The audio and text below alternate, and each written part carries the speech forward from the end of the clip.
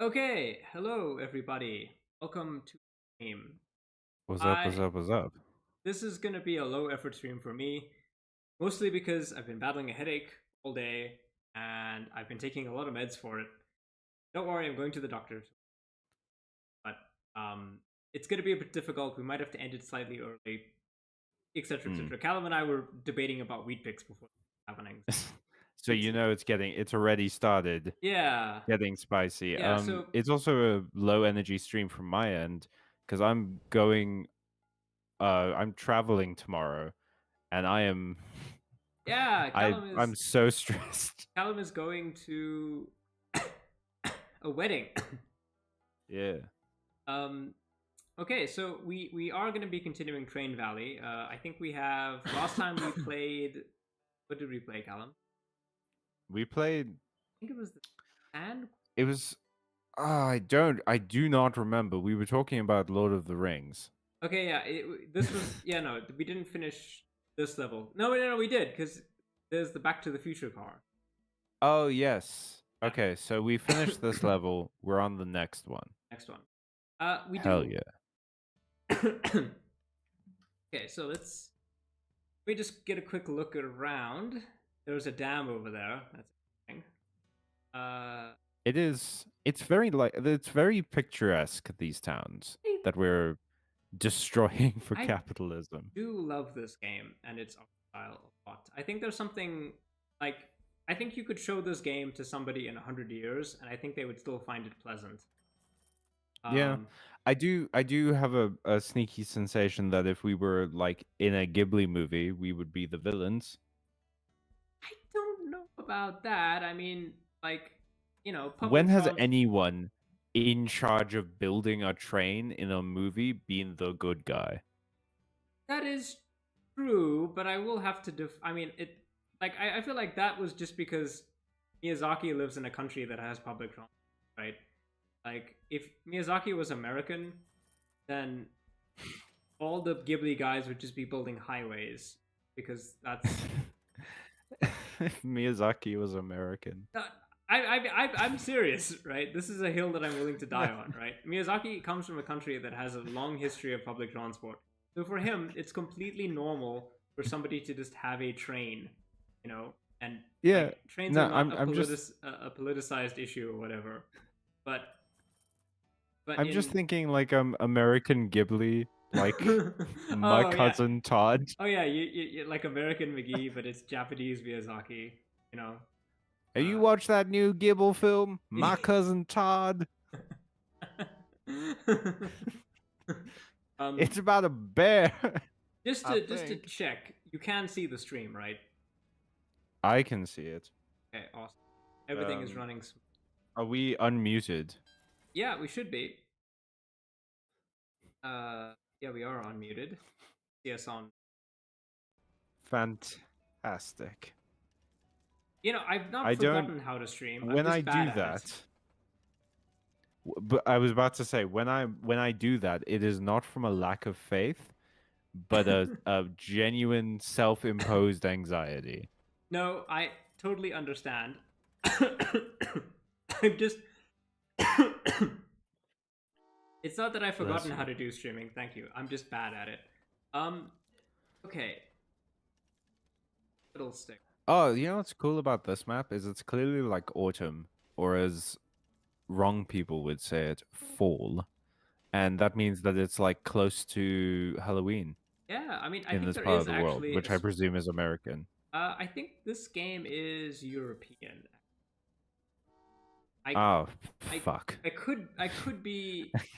I'm almost certain that the developer of this game is European, but um, I will have to check on that. Oh shoot! Well, Look. damn it. That means that this is like we're pretty far away from Oh, Hell, I have a question. That ship that's just in the dammed up river by the bridge, is that a reference to something? Or is that just meant to be like the horrors? I I think at a glance, maybe you could say that it looks like Steamboat Willie from the Disney cartoon, but I think that's just a ship that's there. How did it get there? Well, you see, if you look at this place, there's a dam, right? So presumably, what happened is they built the dam and they they prevented the water from flowing, and that ship was just stuck there. But and they decided to just, instead of getting this rusted, broken ship out of the bottom of this dam, of this former river, let's start building some trains. Yeah, yeah, I think I'm gonna need to buy a locomotive. Hey, The I was one of the suggestions I was gonna have for the stream title was gonna be, "What's your locomotive?" that is actually the subject. That is actually the title of a game. That's oh look, they upgraded the town. Look at that. Hey, So we transported some wood down and then changed the buildings. that's awesome. I love it when that stuff happens. Yeah, it's like my favorite thing in video games is that when you upgrade the unit should change. Like if a game Yes, doesn't do that, then I'm like, why? Why it have the upgrades? sucks. Yeah, Yeah, it like mega it. You sucks. need to. It's not making the most of the medium. No, absolutely You not. know, having a visual component is such an important thing. It's also why it pisses me off when games have like bad menus. Because it's like, I understand that you want to be immersive and like, oh, it's a book opening. And it's like, that's cool, guys, but people have to use this. Mm, It can't take like a full minute before I'm in the menu. yeah, yeah. I mean, I feel like a lot of strategy games are also of this because in general, I think a lot of strategy games just have very terrible UI design. But Mm. for me, it just there's nothing more immersion breaking than you pay to upgrade the unit and the unit doesn't change at all, right? Now, it's one thing to have the upgrade just go, okay, well, the sword, the unit gets +1 damage, but it's another to be like, okay, well, the unit is upgrading, from like a sword and shield guy to like a longsword guy, and he doesn't change to be, with a longsword. I just think that's kind of Yeah. bad. I think, okay, so I understand 8,000. up. Goodness gracious. What I would do with $28,000. I would buy like 5 PS4s. PS5s. Or maybe one PS5 Pro. Yeah, oh god. That's I can't, like, I've heard that scalpers are already getting on the PS5 Pro, and it's like, how? It's not even out yet. I How could you possibly have your hands on it? Do I they think steal them?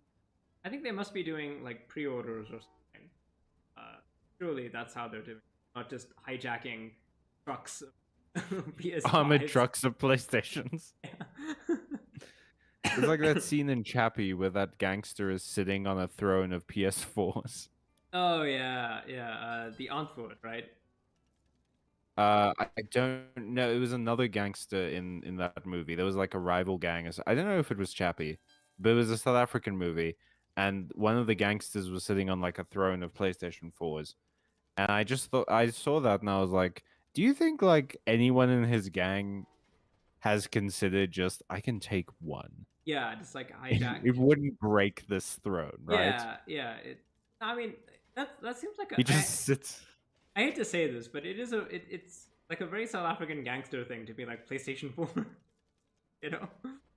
I don't like. Is there? It's such a wild part about living in this country is that we get bombarded by like so much other media that I don't even really know what the stereotypes of like South African gangsters are. Yeah, I Like mean, I know the stereotypes of like, if you're like from Four Whites, you talk like this, and you like party drugs and tank tops, and you have very diminishing views of women. this is dangerously veering into your Australian accent. That's the problem. My Josie accent gets so close to either being Australian or New Zealand. Let that be a lesson to you, Australasians or New Zealanders, right? You're not. Yeah, you were. You're very close to being the New Jersey of South Africa. Yeah, yeah, you are very close to being from Four Ways. um, yeah, it's weird. Like I can tell you what a glizzy is, but I can't tell you like I can't confirm the belief that like a throne of PlayStation 4s is a very South African gangster coded thing to do. It just sounds like a very South African gangster. Because the thing is, our country is we were 10 years, 15 years more behind the curve of popular in other technology. South Africa has always been behind in some ways. I mean, nowadays that's not as true because Yeah, nowadays, we're a lot more globalized. yeah, no, South Africa It's is also, it's easier to get things. no, absolutely, South Africa is infinitely become, and with the crisis in the Red Sea, like a lot of shipping is actually just coming through South Africa now. I think I read somewhere that like uh, all of our ports are like rapidly starting to reach their capacity because a lot of shipping companies have decided that they don't want to deal with the Red Sea, so they're just going to send their ships, More like a through the Horn of more like the Africa. bread sea. Uh, More like the bread sea, rise and grind. That South African mindset. I I don't want really, our country to be associated with that. it's just our ports are becoming very popular, and that is a good thing for Yeah. us in some respects, but it's a bad thing for other people. Because that's just how economy works, right? Like Hmm.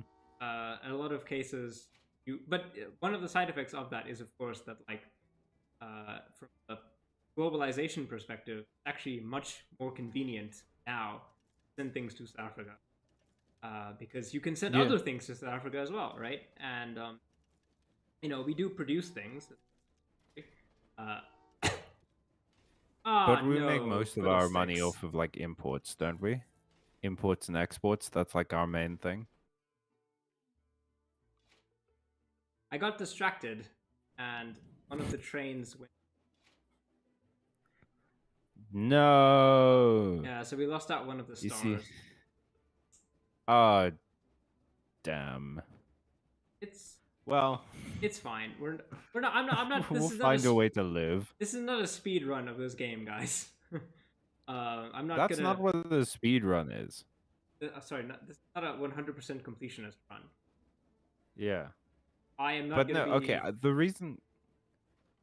reason I kind of went off at you about that is I've heard that done before. Right.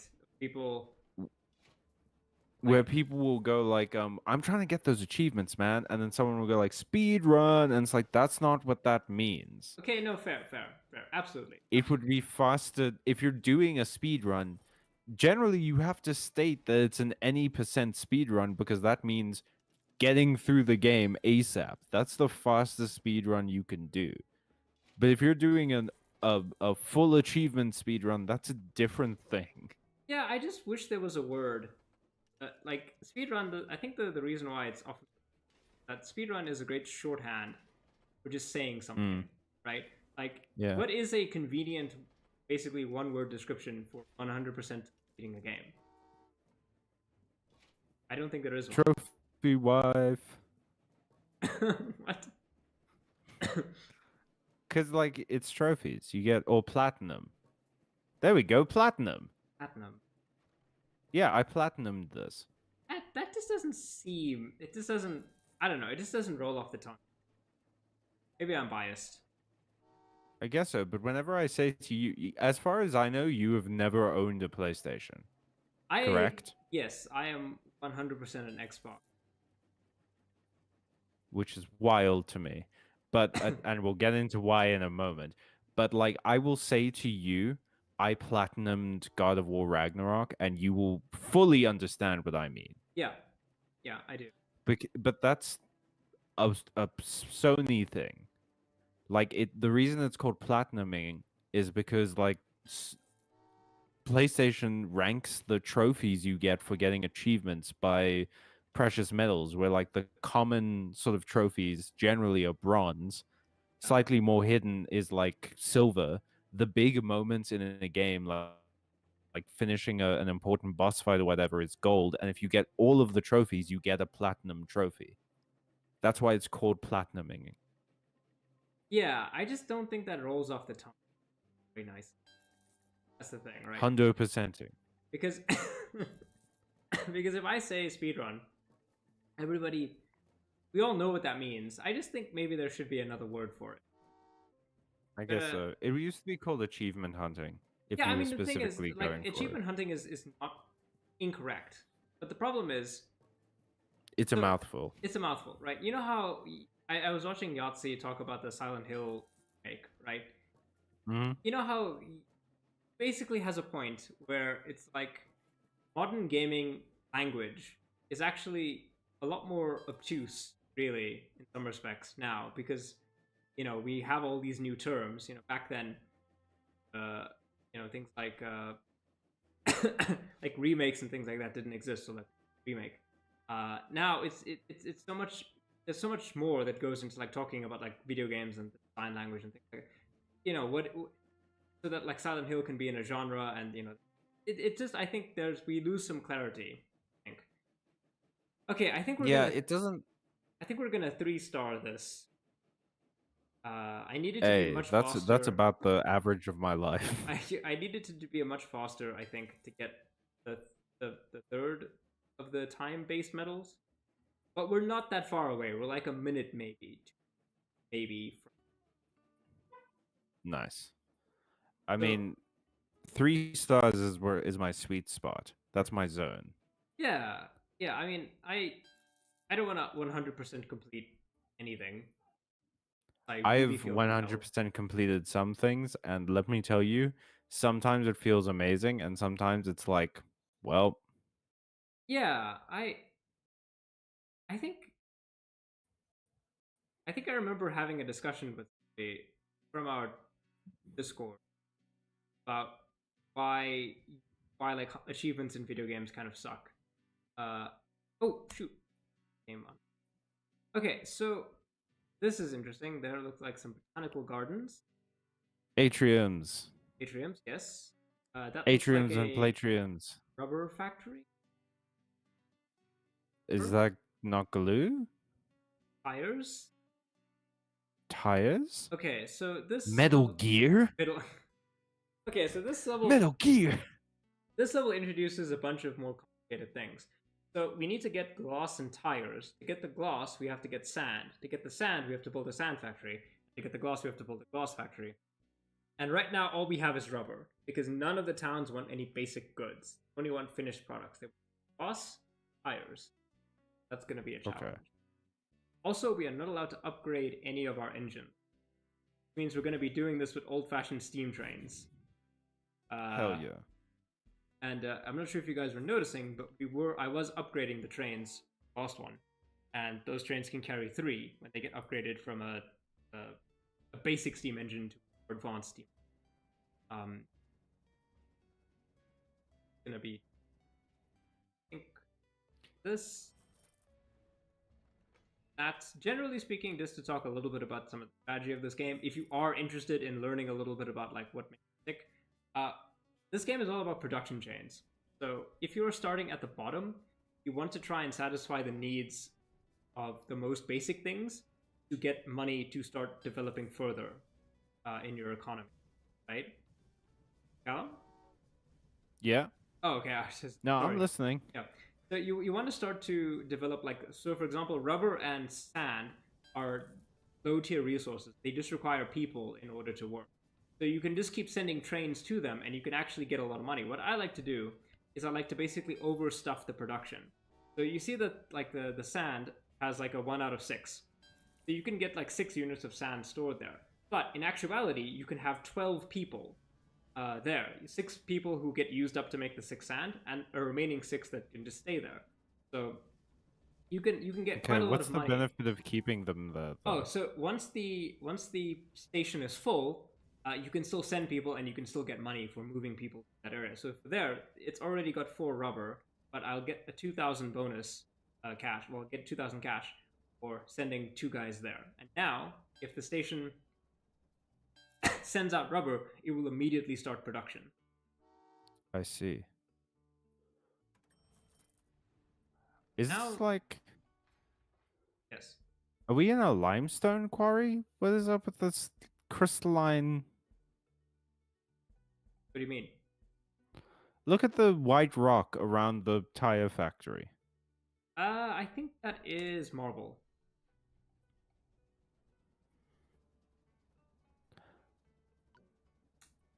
I I can't fully express to you how hard I just tried to come up with a pun for marble.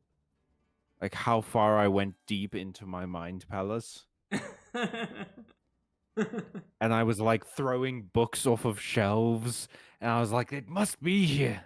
Yeah, you were like I know it's here. You were like season 1 Sherlock, and Stephen Moffat still tried No. to bother writing the. No, I was like, when you like find the supposed genius who's gonna help with everything in your big action movie, and you get into their prison cell in Moscow, and it's just you see equations everywhere. I was that. I was like, marbles are toys. Have you ever played with marbles? I have. I have as well. They are certain. I can understand Not why. fun. I can understand why people might get into them. I don't necessarily. Bad toy. Yeah, I mean, It's one of those things where I can. It's like a byproduct of an earlier time. It's it's a bad sign for a toy where I prefer looking at it than I do playing with it. Also, And that's what marbles are. I just want to sort of indicate to you guys another thing with this game that makes it tricky is that the more expensive the good, the more money you get for transporting it. So we only got 2,000 for transporting people, but we get 4,000 for transporting sand.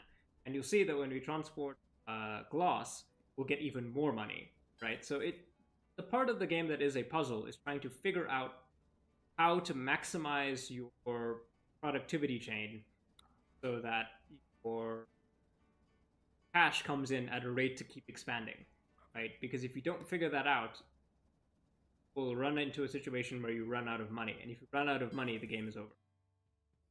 Man, for communists, these guys play a lot of capitalist games.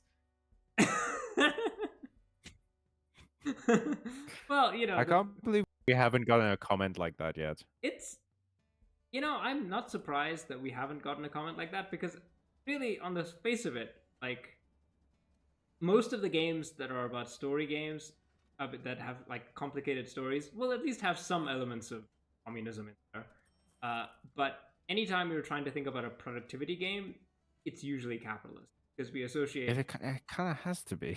Yeah, I mean, like we associate, like you know, for example, in a communist society, you wouldn't necessarily have money be the determinant for where the trains are being built, right? I'm building these transit routes to maximize the cash flow generated by moving goods. But if you think about it, right, really, all we need is a simple railway to get people to where they need to be, and then we could just build that railway, and that would be it. We don't have to worry about necessarily those kinds of cash expenditures. Yeah. But I do think that like a communist like building game like this would be less entertaining purely because there would be less tension, because the point of communism is to make things like getting resources and going to work and using them for the community not a tense thing. Yeah, I mean, so a great example of like why I think the concept is flawed is there's a game called Workers in the Union Soviet Republic or something like that, right?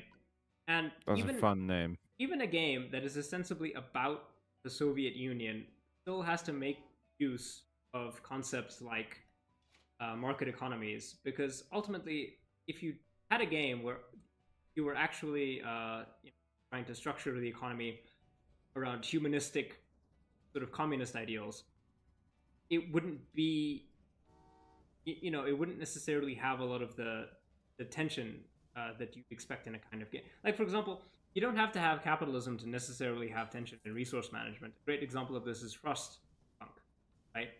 Frostpunk is not a game about capitalism, really. It's a game about survival. Yeah, but And I mean, do you buy things in Frostpunk? no, not really, right? I mean, you can force children into mines, right? You can do stuff like Okay, that. Um, that does feel like capitalism, though. well, it's not really, right? Because markets predate They capitalism. want to go into the mines. No, The it's children yearn for the mines. it's just a matter of what's the word? Exigent circumstances, right?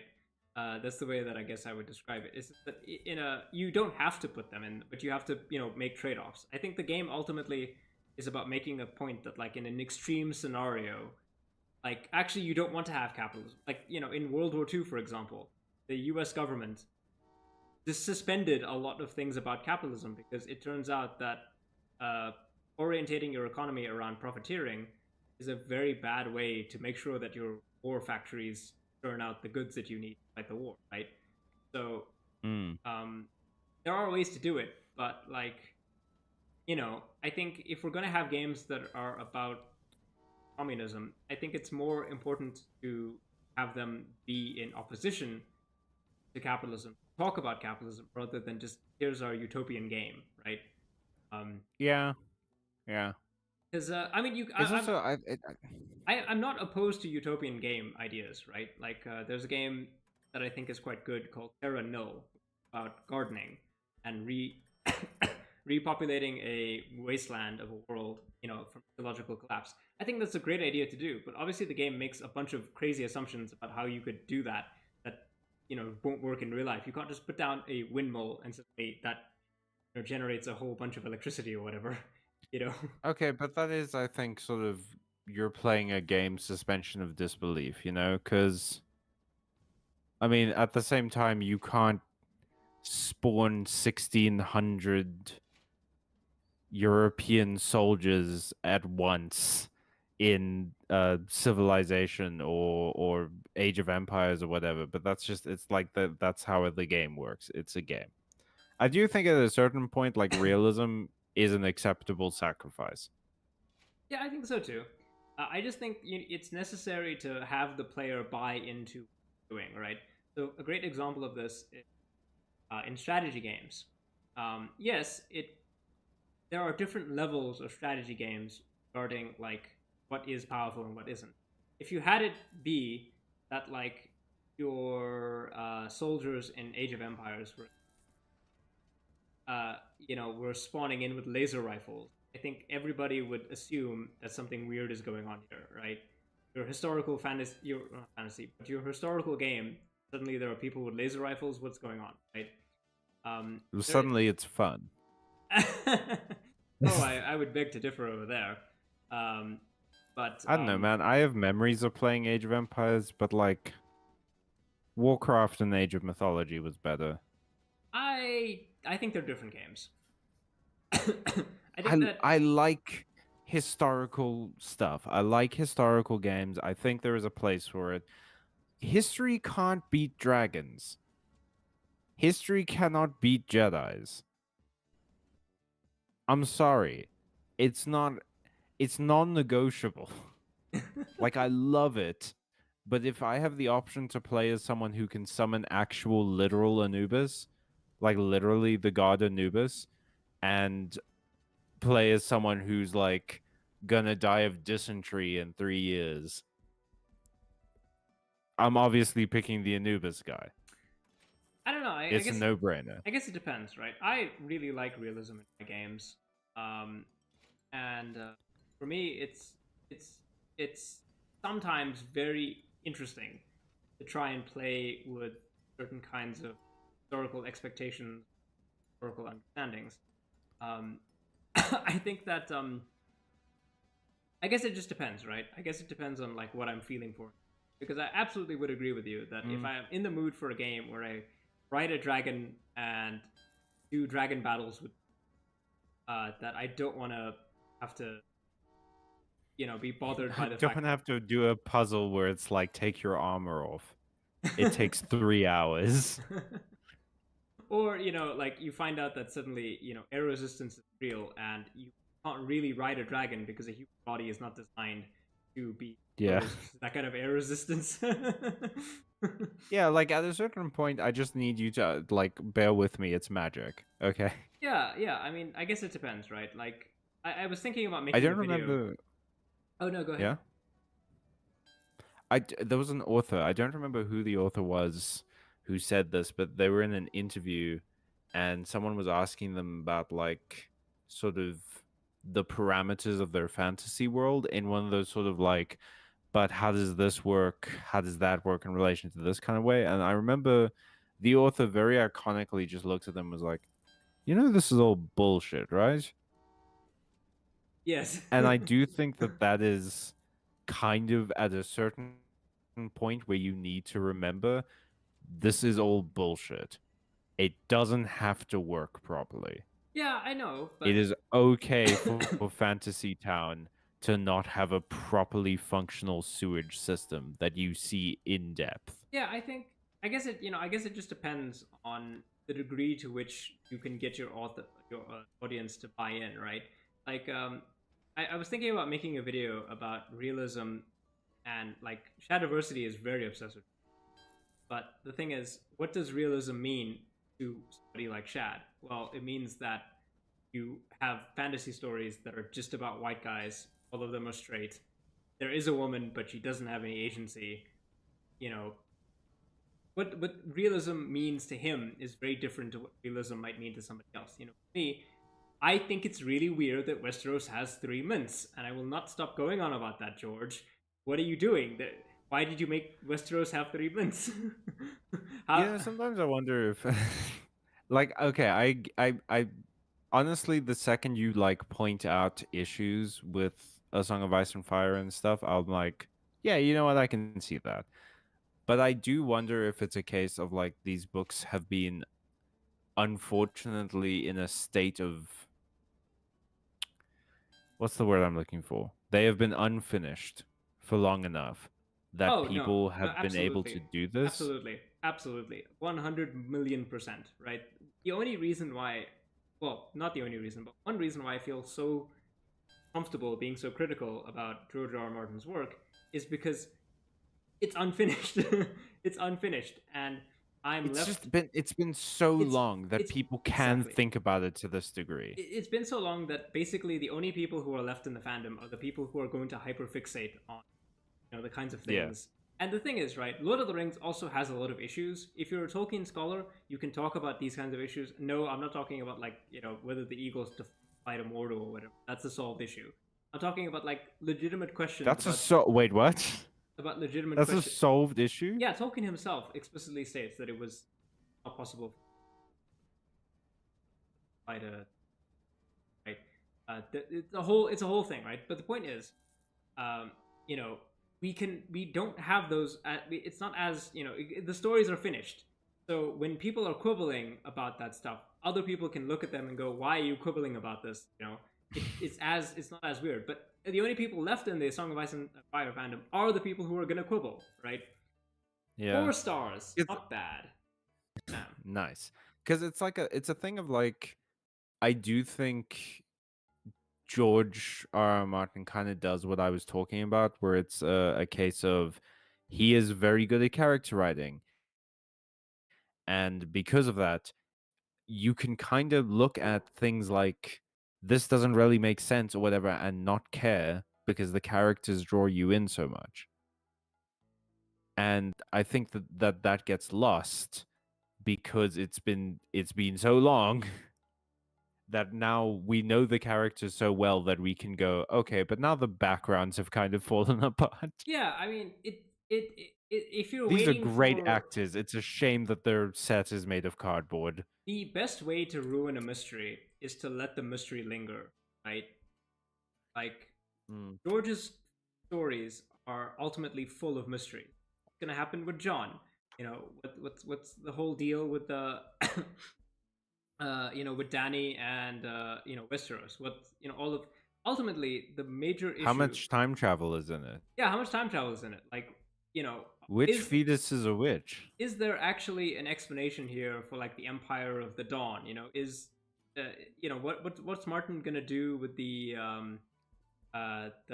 prophecy of Azor With Ahai? Bloodraven. Yeah, with Bloodraven, etc. etc. So What's Bloodraven's plan? He's been in a tree for like 1,000,000 years. yeah, Why? what's the deal with Euron? And all the Why did Drowned this God? tree pick this man? Yeah, it's just fundamentally the more the mystery sits, the less satisfying it is. And when your brain is unsatisfied with something, ultimately you're going to start picking at it, right? In the same way that you pick at a scab, um, you're just going to start picking at it, and it's not good, but also finish the damn story, right? It's just Yeah. there's no two way around it, right? We're not the fandom has, and it doesn't help that like we've had like a bunch of misfires with regards to dingbats. I think I did this wrong. Why did you? Oh, because I did a quick you didn't calculation. connect the one. I did a quick calculation in my head, and I realized that I connected the map wrong because these buildings here are high tier buildings. They need two inputs and probably bridges, and I spent a lot of money connecting them, and I have no way to get trains to them. So probably a mistake. Ah. Well, this is an incredibly low stakes stream because no one is in the chat. That's You can fine. make as many mistakes as you want. It's kind of funny. Nobody's in the chat, but I feel like we're on fire today with the conversation. That always happens, dude. I don't know if it's like a mental thing where like the pressure is off now, no one is watching us. I don't have to answer questions. I can just talk. Yeah. Or if it's like a happenstance. Ultimately, I think this is the reason why the podcast works. Because the podcast is us streaming, but we're not doing it live. Yeah. Well, it works. Depends who you ask. Well, I think ultimately, I think one of the things about podcasts that it's a different game nowadays. Because if you look at the most successful podcasts, they are people with cameras in studios talking to each other, which is not what we can Yeah. do.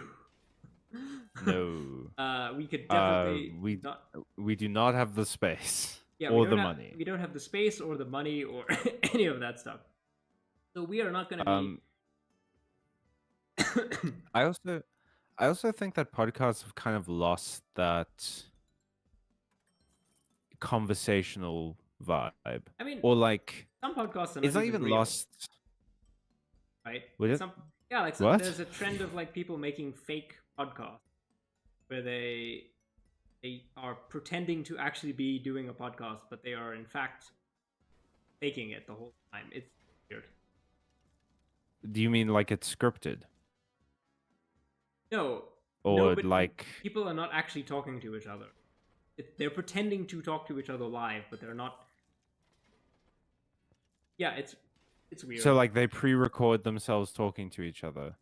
They're not even in the same. No. I mean, like the thing is, sometimes people are not even there. Like they're spliced in to make it look like they're actually having a podcast, but it's just one person just saying things. Why? I don't know.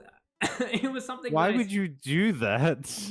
It was something that I saw that was a trend was being talked about on TikTok. Not that I use it, but I hear the Discord. Here's the thing with that. Like, no, let me just go off on this for a second, because here's the thing about that. If it was something like you're stealing priceless works of art, I get it. Okay? Everyone likes art. It makes a lot of money. Good job. But podcasts aren't even respected. It is so hard to get a podcast to make money. It is so hard to get someone to listen to a podcast, especially because they're audio only. Yeah. In a lot of cases, it is really easy to make a podcast because of that fact, and therefore it is rarely saturated as a market. But like, it is so difficult to make money as a podcast, and it's not a respected medium. It is a medium that is constantly dunked on. Yeah. Why are you faking it? Why are you pretending to be in something that no one actually Well, you likes? see, the reason why I think people do it is because you can generate outrage, right? Because what a lot of these podcasts is people saying stupid stuff or bigoted stuff or whatever. That's how they generate clicks. They generate Ah, outrage, right? And the thing about podcasts is I kind of agree. A lot of the most respected podcasters are kind of, I'm not going to say ashamed to be podcasters, but they refer to themselves as other things. That they're authors, or they're it's podcaster isn't their like main job. yeah, a lot of these They people, have a podcast. They yeah, are not podcasters. they have a podcast. They're historians that like uh uh there's a guy that I listen to, the History of Byzantium podcast, right? And the guy Robert, I think that's his, I remember. He just started a podcast, I think, because of the pandemic, and you know, I don't think Kept it going. yeah, he just kept it going, right? That's kind of what I think of when I think of podcasters. But nowadays, the podcasters that are actually making money, though, are people like Patrick Bet David, Ben Shapiro's podcast. That's huge. Um, Whom is Windigoon. Patrick Bet David? Patrick Bet David is one of those manosphere type guys. Oof. He makes he's somebody who thinks he's so important that he has to have like an emergency podcast. He has like a thing that he does, which is called the emergency podcast, which is just, I don't know, talking about breaking news. It's very weird, but he has, I think, over a million concurrent viewers or something like that on his podcast. No. It's pretty crazy. Well, he's hugely successful. Why? He's like number 2 or something. But then you've got That other people sucks. like Wendigoon and Meat Canyon on Creepcast, and they are huge. They both have million plus subscribers on their main channels, and their Creepcast is just them reading spooky stories live. Oh, thank God. Because I was just thinking about it, like, I think I'm subscribed to Meaty Canyon. Meat Canyon. if he is not a cool person, I need to do something. I think Meat Canyon is pretty cool. I think he's. I think Is he's he in that like Newgrounds era of like he's the it's guy who. difficult to tell? No, he makes animations. I think he's generally a cool dude. If I Yeah, have one but like criticism, yes. yeah. No, I was gonna say, if I have one criticism of him, is that I think he's maybe overly charitable to the Killdozer guy, and I don't like people who are charitable to the Killdozer guy. I really don't like Killdozer. What the fuck is Killdozer? Callum, again, it's a good reminder that we travel in very different. Killdozer, or Marvin Heemeyer, is the guy who built that uh, modified uh, excavation vehicle and went on a rampage in a town. Now, a lot of people hail him as some What? kind of hero who was like, he was a reasonable person who was being messed about by like town bureaucracy or whatever. He was a lunatic. He was insane. He was I dumping. cannot think of a single like bureaucratic moment that would make me go like, "Well, I'm building a death machine." He was dumping raw sewage because he was just insane. I think he was just mentally ill, and he was a small business tyrant. And I think it's really weird that people on the left. I understand why people on the right idolize him, because he's kind of this lone wolf kind of crazy person. But I think it's weird that people on the left do as well, because I think of him as like a small business tyrant, and we're lucky that he didn't murder a bunch of kids, because one of the buildings that he ran into was, they were doing like a kids reading time, and they just so happened to be able to evacuate the building before he drove right into it, and he would have murdered like a dozen kids or something like that. And I just think to myself, People are so desperate for life to be anything else. yeah, Just like a little bit surreal. Like yeah, like people are so desperate for life to be surreal that they will willingly support crazy people.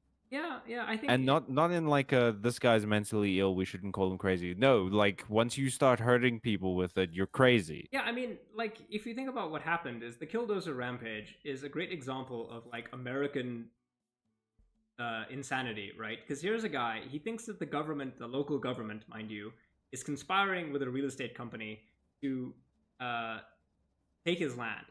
Bear in mind, he has been offered very generous terms by a real estate company for land that he has running an illegal muffler shop on. So, um, I think he was more than a fair deal for that. He just wanted more money, and he wasn't going to get more money, and he just devolved into paranoid, delusional conspiracies about why people were doing the things that they were doing, right? And And I get it. It's kind of funny. If no one actually got hurt from this, if no one oh, if no so person so the thing is, nobody did get hurt, but that's not because of a lack of trying, right? Marvin had built the yeah. killdozer with firearms attached to the outside of it, armor plating. He had very little, I think, control over it in terms of being able to steer it very effectively. I think it was pure luck that nobody died, except for Marvin himself. And I think that's the problem. It's not a problem that no one died. Okay, let me just real quick clear that audio up. It's not a problem that no one died, but the problem is that because there was no damage to people, because it was just like property damage, I think people like this is fun and this is entertaining. And it's like a joke to say this guy rules or whatever. It's feeding into that thing of like be chaotic and things. And it's like that's a fun joke. And I get the impulse. You gotta remember though, some people do take that seriously. I guess it strikes me as like a lot of people who seem to support the killdozer thing. I guess they think like it would be okay for Joker to break out of Arkham Asylum and go on a rampage, right? Yeah, it's like in man. What were we talking about earlier?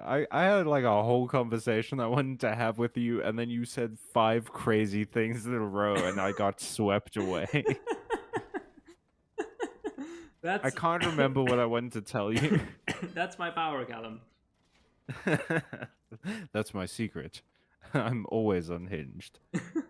I I'm always ready to drop some crazy deep lore on you. Uh, It's truly like it's so.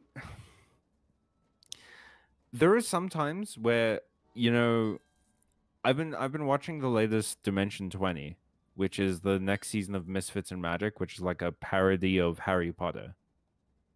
yeah. Where it's like 4 American kids go to the parody of Hogwarts and they find out that like, oh shit, actually magic isn't something you're born with, it's something that you can be taught. And it's like it's really good.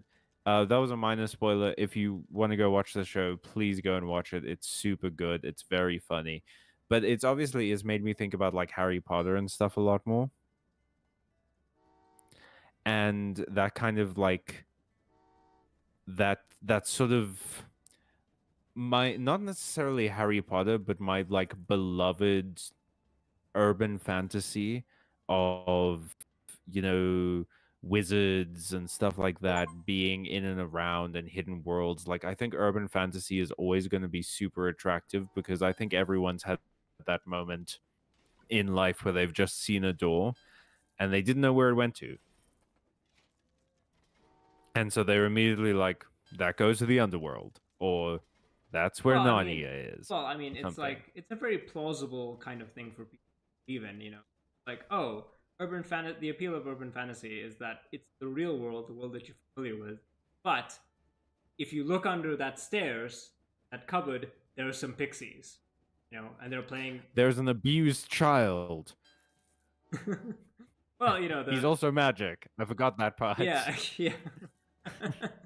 But like abuse. Save him. Well, the thing is, right? Like, urban fantasy runs on trauma. It's undeniable, It really does. undeniable fact.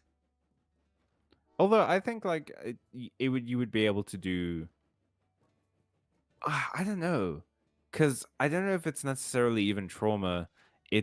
I was actually thinking I was about to go like because I'm thinking like Percy Jackson stuff, but then I remembered the first Percy Jackson book and it's like, oh wait, his stepdad is like kids book abusive, but abusive. And it's like, fuck. Yeah, no, you do kind of need to have someone who would want to escape. I was 100% prepared for you to say Percy Jackson. And I was gonna be actually. I was How a dare million% you? prepared for you to hit me with a Percy Jackson because, I've had it personally happen in real life where I see somebody, we're having this conversation and they're like Percy Jackson, and I'm like, do you remember Percy Jackson, or are you just looking at it through some rose-tinted nostalgia? Right. The core appeal of all Yeah. of this stuff is the fundamental desire to escape. Right. Yeah, and There's you need characters who need to escape yeah, is because there's that's where the joy of it yeah, comes from. there's no way around it, right? The reason why fantasy like that appeals to people is because a lot of people have very mundane, very boring lives that they want to escape from, right? Like that's the Hmm. appeal. There's no And way also, around but that. like, here's the thing: is that like, even though they're mundane and boring, and it would be nice to escape, you are, as a person, surrounded by like very nice things that do force you to remain in your life. You know, whether it's friendships or relationships or the my favorite cake shop is here or whatever. There are things that are forcing you to stay in a life of mundanity because mundanity does provide security, and those things that give you joy are the things that you want security to To enjoy, enjoy. yeah, right. So you need a character who is capable of leaving everything behind because everything is not good. Yeah, yeah, So like having that sort of like trauma thing is like, okay, this person can just get up and yeah. I mean, abandon everything. to go to the archetypal example here, Harry Potter, right? Why is he so keen to get out of his living situation, right? He's an orphan. He doesn't know his parents. His parents were killed. The people who he lived with, they abuse him. They treat him like Straight up, don't feed him. they straight up treat him as if he's not like a regular person. They treat him like a second or third class citizen. So it makes sense to me why somebody who's living in that situation would be like, I have no ties to this place, really. I don't care. Get me Yeah. out of here. Send me to wizard school. Put me on that train. Uh, Why did Wizard School keep sending him back there? well, you Is see, my there's question. no child protective services, I guess. Yeah, why Wizarding is World. Wizard Town not got it? Just like he has relatives in Wizard Town, Yeah, or like look, Callum. I don't know. Right? If you they want to, hired Lupin as a teacher. That means Lupin had like a residence and like a wizard social security. He could have taken the kid on as a guardian. yeah. I mean, I guess the other thing is, of course, like the chosen one manifestation, right? Like, there is a reason why parents often get killed in these kinds of stories, and it's because you need the character to be completely unburdened by things, right? Like Luke's Mm. parents get killed in Star Wars because, well, his adoptive parents, His so that aunt and uncle, his you aunt and uncle, heathen. his adoptive parents, right? His aunt and uncle get killed because they need him to fundamentally want to leave Tatooine, to have no ties back to anything, and they're not going back to Tatooine, right? Like, Yeah. they only get back to Tatooine in the third movie, and even then, it's so that they can do a wacky hijinks thing in Jabba's palace. Yeah, it um, is truly not to interact with Luke's past at all. yeah, so and also Luke needs to be emotionally compromised so that he will accept what's going on with the Jedi training and all of that jazz. And I realize we're actually almost the same, so I am Mm, not going to start next. okay. Well, thank you for watching the VOD because Yeah. no one watched this. You know what, guys? It's fine. Oh, All maybe right. maybe we should tell them about our exciting thing that happened, Callum. Oh yeah. I'm leaving for a week, No, not that. which is exciting for me. No, not No. that. A company, a game studio, messaged A us, emailed publisher. us. A publisher Okay. emailed us. Well, actually, should we not talk about this? Should we? Would it be technically breaking embargo? We No, aren't no, under embargo. no. But We're like not. that's the thing. Firstly, we're not under embargo. Secondly, the game that we're going to review comes out today. So yeah, okay. We got messaged by a publisher who sent us a review code for a game called Prim, which is made by a developer that has made another game we actually played on stream called Lamplight. No, that developer. I don't think that developer made Lamplight City. This developer made other games, but I'm familiar with their body of work. They're all published by the same. Okay, so but anyway, a game that we played was published by this company, and they sent us a review code for another game they published, which looks very cool and fun, and we are planning on doing some stuff with it. It's called Prim. It's on Steam. Go and check it out. It looks interesting. Yeah, I mean, you should probably wait for the review to decide whether or not you're, not to say that we can influence you, but if you want to check out the game, that's cool. We're going to be unbiased. If the game sucks, we're going to say that it sucks. If the game is awesome, we're going to say that it's awesome. We do want to disclose that we did get a review copy for this game. Therefore, we should pretend that, oh, look at this game that we just discovered. But I think it is a good sign for the channel that we are being approached by these companies to do this kind of thing. Because it does mean that, maybe eventually we'll be the kind of channel that companies will pay to advertise on, right? I'm going to make a prediction about this game from the little I've seen on the Steam page. It is going to be a cross. It's going to play as though it was a cross between Terry Pratchett and Tim Burton. Okay, I can see that. I mean, it's been a while since we've had a... Because I look at this game and I keep getting vibes of, like, Grim Fandango. Oh, I don't get Grim Fandango vibes at all. Grim Fandango was so, like, bright and colorful. Maybe and not this aesthetically, is but in terms of the story tone. Like, we're going to be dealing with the underworld and all of that stuff. And I think Maybe. it's going to be kind of a funny game. And I think of Grim Fandango as a funny game. So, it is point and click, which is rare. It is point and click, right? So that's going to be interesting. Yeah.